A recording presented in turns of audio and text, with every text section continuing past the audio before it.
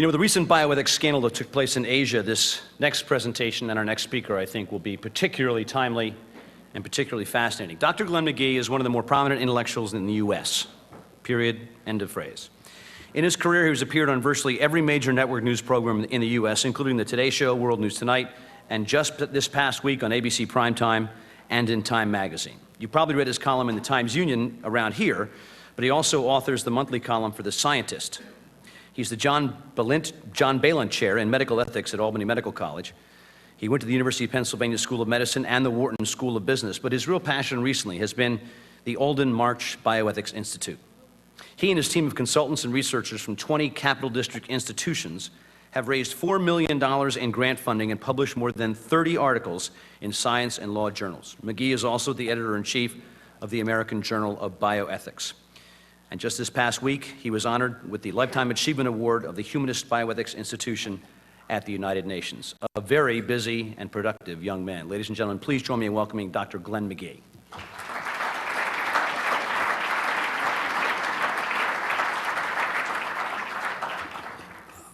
There was no nano in my contract, and I think that's a real problem. We should work on that at once, because I have no memory to begin with, and these things are small, beautiful, and play music. In fact, that's a real worry for me, because as much as you may find bioethics fascinating, and you should, it's just not as interesting as a podcast by Bono. I've been here about a year, and I've come to know some things about the Capital District, and almost everything that I now know fascinates me and excites me, and in some ways presents what I think are some of the most interesting, extraordinary, promising, and daunting challenges that a person in my field could ever face. Over the last 3 months, as was indicated, Wang-Woo Suk illustrated the downside of bioethics. Sometimes my friends will say, your disaster is our business. As Wang-Woo Suk managed to persuade the entire world that South Korea, a country with basically no scientific resources, could put together, and quite quickly, a kind of industry. They called it the chopstick method of scientific supremacy, in which it would be possible, without coercing anybody, to get lots and lots of people to donate their eggs and produce what they called custom-made stem cell lines. Fooled Science magazine, my own journal, American Journal of Bioethics, where we published an article by their group that said they were the most ethical stem cell group ever. I'm thrilled to have published that article, let me tell you.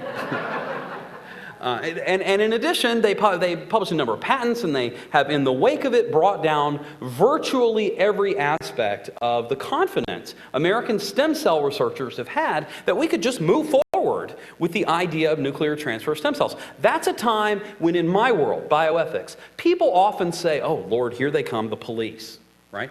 We are sometimes, in the world of bioethics, a kind of fire station or enforcement agency. Ask anyone who's done research, and they'll tell you that there's this group they have to deal with from time to time who will say, I'm not sure that you can pay people $6,000 for a spinal tap. Or maybe you shouldn't do that research in India where there's no health care. There are members of my profession whose job it is to make sure that when something horrific happens in the world of medical technology, that someone's there to say no. There's a place for them. Indeed, there's a place at the table in American politics, it would seem, for bioethics all the time. The single two most important events in the last political cycle were Terri Schiavo, a decision about how people think about the end of life and who decides, and etc. No fun for anyone, but I admit I spent 2.5 days in a sleeping bag at the Time Warner Uplink booth here in town, because there is not a soul in the world who was ready to deal with the implications of an end-of-life case like that for their family. Virtually no one who's in Terri Schiavo's age group, for example, has an advance directive. And the other most important event in the last election cycle, which remains in our state one of the pivotal debates about science and technology, even if you're working on butterfly glue and your interest in biotechnology is limited to whether or not you get an iPod, you've spent some time thinking about stem cell research. Stem cell research is not just everywhere, it is in a way the kitchen sink case of bioethics. It's everything. right? It's the rights of animals and the rights of women. And when do you fool people versus telling them the truth about what's really possible? How far do we go with cutting-edge science if we can't pay for basic health care? It's a fascinating, horrible debate. So a lot of my friends, and even I, spend a great deal of our time in this brand new field of bioethics, only about 30 years old, thinking about what has gone wrong. But bioethics has changed a lot. And the reason that I came here from the University of Pennsylvania is because Albany seems to me to be a place where what's good and fun and interesting and productive about bioethics can take root better than anywhere in the United States.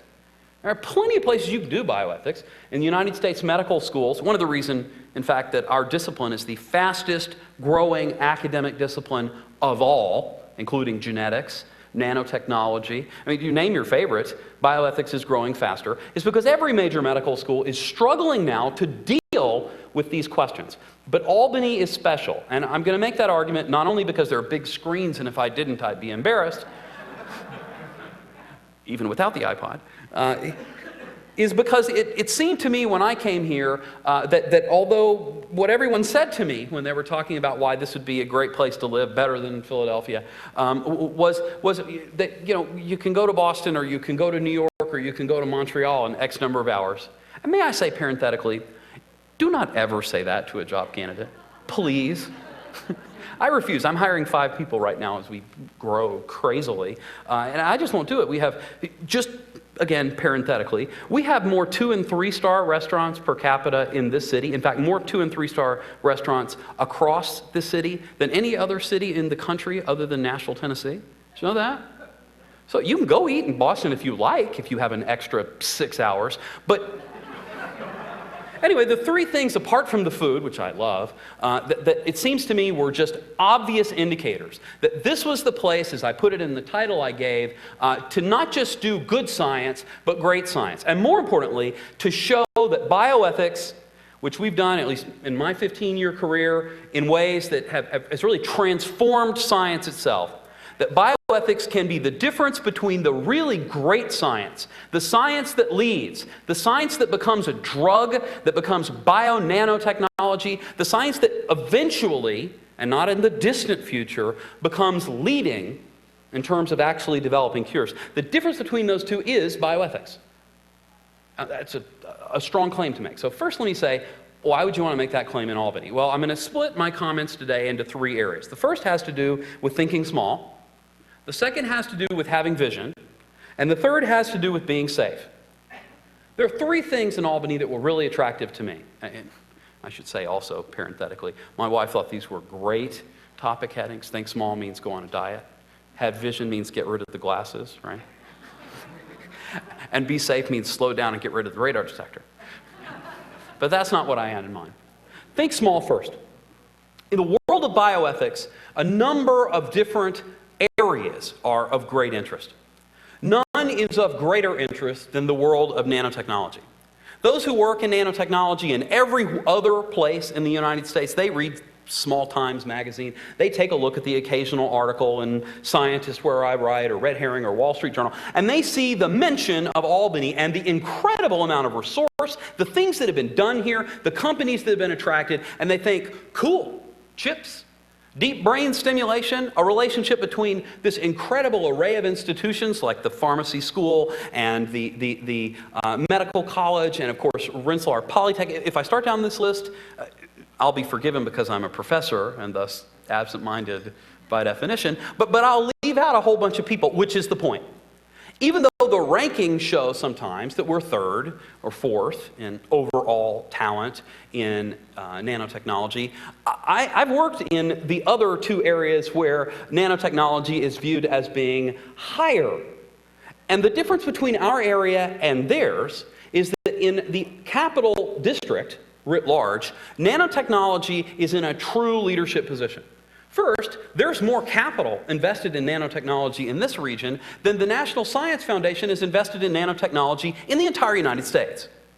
So while I, for example, was the ethicist on the Penn State Texas A&M program, and they struggled and fought and bit at each other to try to figure out how they were going to get a little chunk of that federal money so that they could do something that would then be subject to the worst laws and regulations you could ever imagine. Here, somebody, long before I got here, thought this was cool. Right? And that's a technical term in bioethics. And what that meant, of course, was that as the concept evolved for nanotechnology, the idea of the small registered as an idea that sort of sticks because it's important for helping people. Yes, there were people who, like you guys, count money, and money's nice. If you have any extra, bioethics would love to have it. But there's other aspects here that are constantly promoted by the governor and by members of the legislature and by NGOs and by others. And they have to do with the fact that when we think small in this area, we're talking about the merger in a way that the other two strong areas in the country have. The merger of the biomedical sciences, of the chip sciences broadly, the science of shrinking, so that when you tour the College of Nanoscale Science and Engineering, one of my favorite tours, it just gets more and more hilarious as they talk about the rooms where the things are smaller and smaller. It was preposterous in the first room, right? But by the time we get to the last one, and the things are so small that almost meaningless, you begin to get the sense that it is in Albany the case that developing ways of working on problems in a small way is at the core.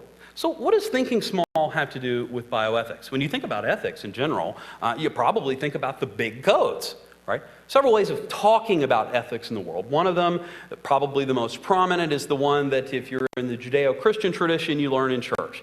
There are things you are not supposed to do. Don't steal, I never can get them right. Right? It's something about adultery and there's a lot of really bad stuff, but they're big codes. It's not small. There's no parsing of ethics in the world of codes. And that's true across all professions. Physicians are told, do no harm.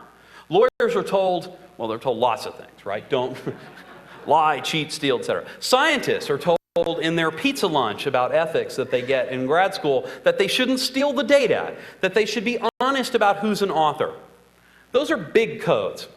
But ethics is entering a new era where the public's idea about what technology like nano means is radically different from what we in this room know nanotechnology to be. And even we, I'll bet, if we surveyed ourselves, would have radically different ideas about what it is. What we share in common, though, is an awareness of a guy named Michael Crichton. Anybody heard of him? Okay, so I like DR, and the thing with the dinosaurs, it was fabulous. But the thing that most terrifies me as an ethicist, having written an article just 2 weeks ago in Science about the collapse of the Korean stem cell incident. I wrote the piece about how that fell apart, and then another piece in Scientist further about it, and then I just testified a week and a half ago to the Senate about what we might do to prevent that here. The thing I kept saying over and over again is, perhaps the first step is to make sure that we are insinuating ethics in every aspect of the process. The stories that get told when people screw up they're big stories, right? They're stories about how someone made a mistake. The Wang Woo-suk story of stem cells in South Korea is like peeling an onion, right? There are people there who are participating at levels you can't even begin to understand. 24 people on 2 different articles all had to have made up different things in order for them to have then fooled the #1 journal in the world in science. Now, the way that happens is that at the very beginning, when they have the equivalent of what Michael Crichton calls in his little book about nanotechnology, a kind of loose phenomenon no one understands. What you have to do is at the very beginning, talk among yourselves, talk to your peers, and talk to the public about your leadership role. Now, Wang Woo-suk didn't do that. He had a meeting that I remember actually being quite proud of with the bishop in South Korea, a very deeply religious nation, at which he assured the bishop that not only was he doing things very, very ethically, but that he had great respect for the Catholic Church, which of course disagrees with everything he did. The bishop listened, was polite. I didn't really understand what was going on because I don't speak Korean. But at the outcome, people said, this is great because he's thinking about social implications.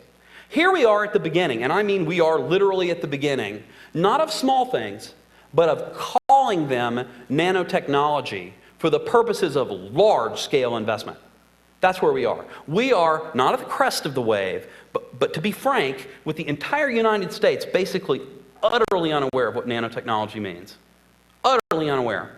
We are at the edge, the beginning, the whiff of what Crichton talks about when he scares all of us who love nanotechnology to death with the idea that the next step in nanotechnology is to tell the American public that if they sneeze, they might die from little nanoparticles. Right? Wrong way to progress. So bioethicists have done some things wrong over the years. We've been involved in whining, I think, far too often about how people do this wrong or that wrong. The Terry Schiavo case is embarrassing to me, frankly, because it invited all sorts of people into our field who knew nothing whatsoever about ethics and whose sole purpose it was to turn ethics, whatever side they were on, into a football. But we do some things really well. Among them, in the world of thinking small, is study design. If you are working in nanotechnology, you have three, as I said, key responsibilities. Now, the first piece has to do with doing the science right.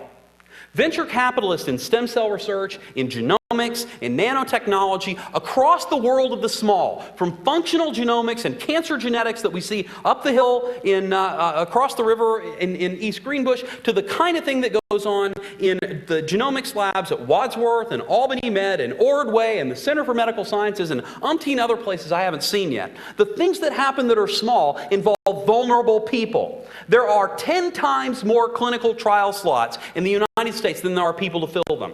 There's a magazine in Philadelphia called Guinea Pig Zero, in which, the kids from the umpteen gajillion colleges in the area who need beer money. And let's face it, that's an important thing, right? They're given a kind of Sears Roebuck catalog. And literally, they report on what other students have said about what it was like to be in a clinical trial at this hospital or that hospital. Nurse so-and-so's mean, right? Or they don't give you coffee after you're done. Clinical trials are big business. And when you design them, before you go to these people who need beer money, before you design a trial that goes to the Food and Drug Administration, or even that you're planning to propose to Donald Trump, right? Before you go there, there are critical questions that scientists don't like to ask. And it's not because they're immoral. It's because the questions are hard. It's, what do I do first? Often, I find that the best advice I give to boards of directors for corporations where I serve, or ethics committees for companies, and I'll talk about this in a second, that I've served on in stem cell research and genomics, often I find the advice that's most helpful to them is to say, when you begin to design a study, at that very first moment, think about how you can do that best. And the first article you publish, the very first one, before you do any science, should be an article about how to do it right. I'll give you a great example. About 3 weeks ago, a group of us who work in a collaboration between Albany Med and Stanford finished an article that's about to appear in Nature, in which we essentially explain how the group at Stanford and a couple of other institutions around the country that actually have stem cell money now, how we will recruit women who donate eggs for stem cell research. They haven't actually recruited any women. Nobody's donated any eggs in this group. What they want to do is put out there, even if it's wrong, even if everybody in the state of California says, how dare you, these women will be oppressed, and there will be people who will say that. They first want to be on the table with, we believe in ethics. And do you know what will happen with that group? As every other group makes up standards, proceeds with them, and then assesses risk with lawyers about whether or not the thing that they did turned out to be the right way or the wrong way to attract women. As their first lawsuit is filed by a young woman who dies in egg donation, which happens, they'll say, well, we read that article by that other group. Okay? We're Albany. And in Albany, when we talk about small things, we're a little scared because there'll be a movie about small things that we inhale and die. We know that because the book was a massive bestseller. I'm told the movie may even be in production. I'm sure you know this, maybe, right? And so, what do you do, right? The first piece is the small things mean you start small with ethics. You begin at the very beginning to involve in the design of work in biotechnology the idea of doing it right. What's the best study? Do you do a study on people who are sick when you know that you can't cure them. In the world of gene therapy, University of Pennsylvania, where I worked at the time, was shut down for 4 years and lost more than $1 billion in research funds because we did a study on a young man, now famous, named Jesse Gelsinger. And Jesse died for, we don't exactly know what reason, but as he died, the lawyer who sued the university said that the university hadn't been clear enough about the fact that really the thing they were doing to Jesse couldn't cure him. So we stopped calling it gene therapy research. People will still say that, but really we call it now gene transfer research. That's the kind of foresight you have to have. At the small level, the first thing you do is study design. And that piece of beginning to understand how you'll be a leader comes before you fill the giant building, you build the large partnerships, you invest the enormous amount of money. It happens up front. And that's why, frankly, coming to Albany for me represented a tremendous opportunity in what to me is the most cutting-edge area for biomedical technology in the world. The first piece, okay? Albany leads because we have the groups and people are nice about these questions, not litigious primarily, although Lord knows we have our share of the litigious, right? We have a chance here in nanotechnology to be the leaders. And I suspect that in partnership with the Ethics Institute and others, that the papers that come out of Albany first, ethics papers are always the ones that get the most attention. They're always the ones that are cited the most. Scientists are always tell me this, that, hopefully we'll have a couple beers first so it isn't an angry conversation. They'll say, why is it that, you wrote this paper? Great example. A group led by Craig Venter, who nearly beat the United States Human Genome Project in mapping the whole of the human genome. I was his ethics advisor on a project he did at the same time to create artificial life. And the idea of the project was he would build a virus from the ground up by assembling base pair by base pair, the whole thing. Cool idea. There were some problems. So up front, when one of his scientists said to us, okay, building artificial life will prove there's no God, I said, put her in a closet. Right? Because no. A, it won't prove that, and B, if that's the motivation, it's not good science, let's stop. Then they rethought that question, or at least they represented that they did, and we wrote an article that appeared alongside their report that they could create such a virus in Science. There are two pieces. The first piece was the ethics of making artificial life, and the second piece was artificial life and how we constructed it. The citation rate for the ethics in artificial life piece, Craig will whine if you can get him to. Now he's just on a boat someplace collecting bits and spots of DNA from around the world because he's made so much money. But if you get him talking about it, he'll still complain about the fact that no one cares about the science. And yet, Celera Genomics, created out of PerkinElmer and competing with the United States federal government and basically beating the pants off of them in mapping the human genome down to the final 6-month stretch, he and others like him have led because they recognize that these questions about whether you should are questions that aren't dangerous for you to ask. In fact, the danger is that you don't. So we think small. The second thing you have to have is vision. I loved Albany, and it seems to me Albany is the world's leading place to go if what you care about is how to look inside people. We have the leading technology in the world, not only in General Electric, but in its partners in imaging. And virtually all of it is developed within spitting distance of where I stand.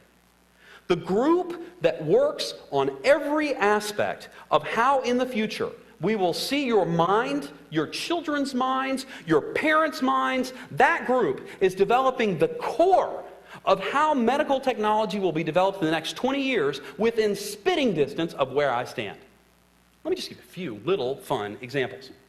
Technology that was published in Nature Neuroscience about 2 months ago shows beyond shadow of a doubt that nanoscale neural imaging using what's called a T3 scanner, of which there is one that General Electric placed at Albany Med, nanoscale neural imaging at quite high resolution can demonstrate extraordinary differences in children between those who are likely to have bipolar or attention deficit disorder and those who can't.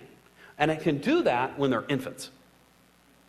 Studies done using neural imaging already show us incredible things about who lies. What if you could put an airline pilot through a scan like that? We used to talk about genetic testing that way, right? And it's a nice idea. In the 90s, the idea was that we would map everything there was to know about you. You had some lethal genes, right? And every one of us, we might have one to just pop. So we found the breast cancer gene, and we found genes for colon cancer, and they're important. And 87% of the genes in the human genome are all mapped, patented, owned. That ship sailed. And yet still, knowing your genes does very little, frankly, for most Americans. Genes and environment are where it's at. Where the brain goes, where looking inside your body and your brain with neural imaging goes, the technology isn't just prospective, it's here right now. We can tell you right now things about whether or not you will get Alzheimer's disease, about what you're likely to be like in the future. So as I said, we talked in the past about could you scan someone to see if they'd be a good airline pilot? Right? Would you scan the people who are going to be placed in a prison to see which sector they should be in? Would you scan people who came and requested technologies or very expensive medications that you might otherwise not give them? So they've claimed fibromyalgia, or they've claimed other kinds of pain. Would you scan people to find out what kinds of trauma had occurred? And it just goes on and on. It's about vision. General Electric, just like DuPont, has led. From the very beginning you can go to the Smithsonian Museum and look at the Museum of Radiology. And from the very beginning of looking at people, really begins in the 14th century with Vesalius and Morgagni and Bichat and Descartes even slicing people open, letting parts fall out. Bet you didn't think that would happen in today's lecture. From the very beginning, right? Imaging has been an area where the doctors and scientists who've worked together have led, and General Electric, more than anyone in the United States, has said, we care about ethics. They fund a lecture series in ethics, but more than that, I found, since I got here, that this is a group that is willing to talk about how to do things well. So what does that mean? Well, using vision has two pieces. One is, just like with the very small, is designing studies carefully. Most people who enroll in studies of brain imaging are patients. And so they come to their doctor and they say, Doc, I heard about this study. Cancer patients do this too, you know? They say, I heard about this study. And I want research. I came to Boston I came to a research hospital because you guys have this research. And I know there's a less than 1% chance that I'll live through the study, but it's research and I'm glad I'm here. And not to make fun, but the point is that when they come to a place where you do neural imaging studies, there's the profound potential for what we ethicists call therapeutic misconception. They say to the doctor, I understand it's a study that you're enrolling me in, but I trust you. The doctor says, this is a study to find out whether or not, for example, heavy metals in your brain that we'll be able to see will be in some way likely to make you have Alzheimer's or Parkinson's or some other degenerative disease. To give your kid autism or one of the other rapidly growing areas of degenerative disease. And the parents say we know, and the doctors say we gave informed consent. But where ethics comes in is we help make sure everyone really understands. Because the new world of biotechnology is all about hope and fear. It's about believing that everything can happen for me in a moment, and that the people who do these things, they aren't just trustworthy, they're gods. And on the other hand, the terror of Frankenstein and the myth that follows. There is not a science fiction movie, there isn't one, I defy you to show me one, that does not represent, in the United States anyway, that doesn't represent the intellectuals, the evil people in the film as intellectuals and usually scientists. I mean, let's just face it, we're nasty, bad people in Hollywood. And we use Macs. I mean, it's a strange, constant dichotomy, and it's been with us in the United States since at least nuclear power. So cheap, you wouldn't have to meter it off the wire, but by God, you're going to die. Right? We are of two minds about that. So study design here means before you enroll someone in a study, before you place a scanner, where we are as bioethics is we separate the little imaging company that says, cool scanner, we got a little money, let's do a clinical trial. And they do it hoping that no one will ever believe that there was misconception, hoping that someone will pay attention to their tiny science paper. Right? There's that way of going. And then there's the way of General Electric, where you say, we will do these studies, and first we'll publish a paper with leading ethicists that says, we know there are problems, here they are, here's how we're conquering them, argue with us. We lead. That's the difference between good science and great science. And it often makes the difference in the place of the science in history. And then, of course, there's also the role of education. People are scared of little things, and they're scared of being seen when they walk through the airport. I do a lot of flying and a lot of random talking, and the thing that scares me the most is passing through the Charlotte Airport International Terminal, because there's a machine that blows air through you. You done this? This is horrifying to me. I can't, my little 3-year-old has autism, I can't get him to walk through it. But I'm scared too. I don't know what it does, but it apparently sniffs me in some way. Which is a daunting proposition. All right, but the idea here is education. We talk about the idea of Tech Valley. If it means anything, if it is anything, it's at least a bicameral commitment to education. First, it would be nuts, wouldn't it, if everyone who graduated from high school in this area was unaware that in addition to New York's history, there's a history of this area that is the history of the development of biotechnology where it really shouldn't even exist. Yes, we have the first engineering school in the country. Who am I to say this? But this isn't the Silicon Valley. We don't have Stanford, right? And yet, here are some of the most imaginative people, and they've been here for decades.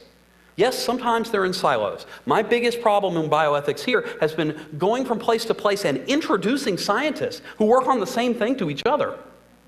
And I'm an ethicist, right?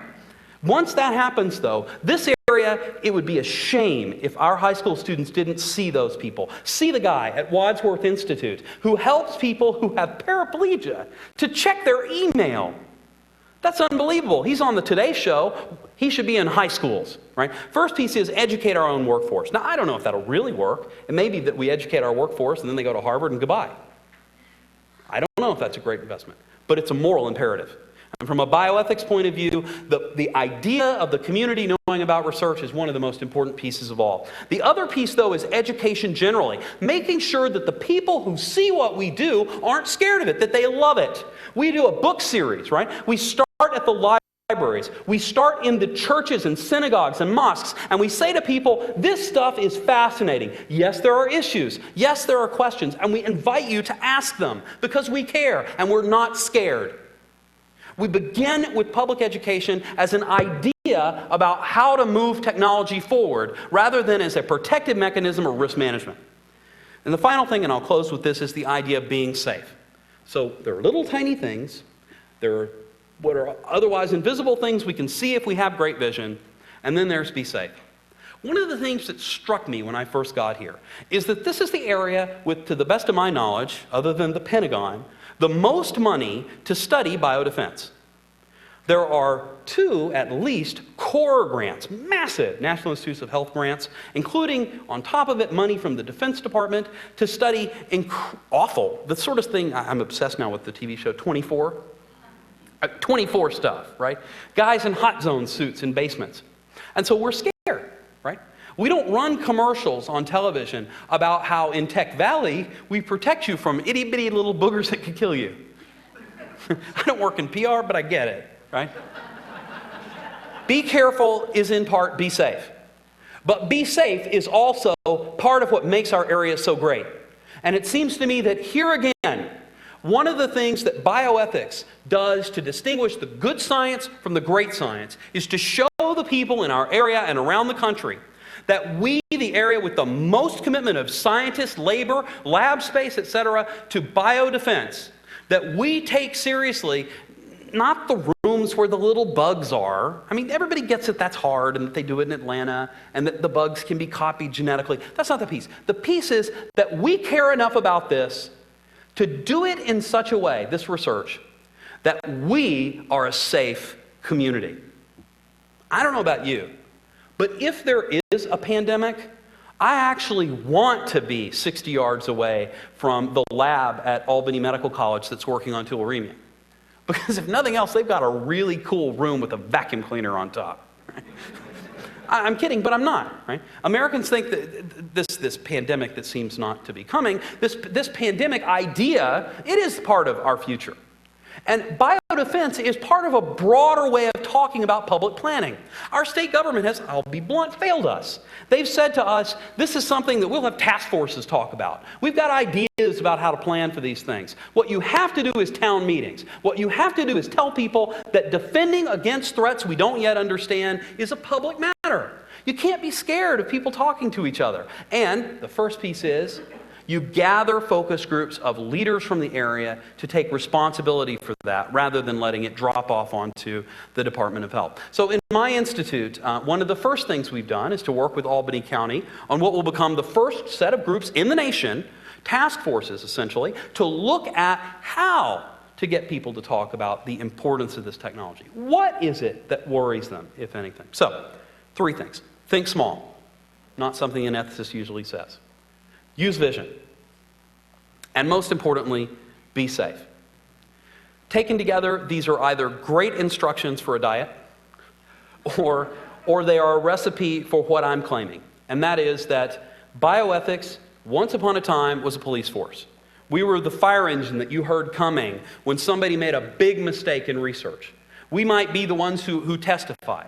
I will confess that in the last year since I've been here, I've done something like 800 national TV interviews. And in that time, half have been about mistakes somebody made. So, last week, this big question that continues to plague us all in the New York area about whether or not you can do research on people who are diabetic in New York City without their consent. Probably not a great idea.